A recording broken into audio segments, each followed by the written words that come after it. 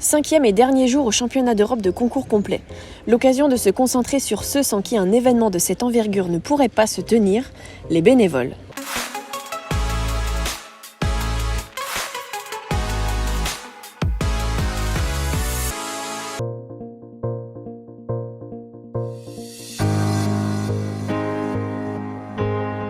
Sans bénévoles, il n'y a tout simplement pas d'événement. C'est grâce à ces 300 bénévoles qui nous donnent leur temps et leur énergie qu'on peut organiser l'accueil du public, l'accueil dans les parkings, la restauration bénévole, la surveillance des espaces.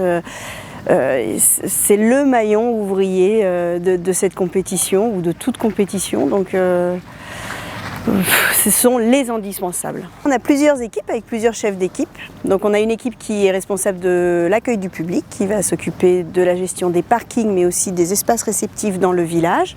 On a une équipe qu'on appelle les grands costauds, référence au grand complet, le grand complet, les grands costauds, qui va s'occuper de tout l'aménagement du site. On a l'équipe de cross, évidemment, samedi, qui est quand même l'équipe la plus importante, avec 2 volets de cette équipe de cross. Un volet qui va être les commissaires de cross sur les obstacles de cross et une équipe qui est aussi très importante, qui est toute la sécurisation des flux de public. On a lancé nos recrutements très tôt cette année, on a dû les lancer en février et pour ces championnats d'Europe, on a recruté poste par poste. Donc les gens ont recruté pour une équipe particulière. Donc, et ensuite, avec Laurence, on a casté, on a passé des appels, fait des visios, envoyé des mails pour tester la motivation des gens.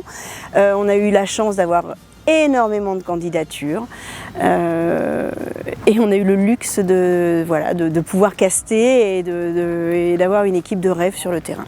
Nous, on a des critères de sélection très très simples. Il faut être énergique et sympathique. On n'a besoin d'aucune compétence particulière en matière d'équitation pour pouvoir être bénévole au sein de l'équipe Ustica.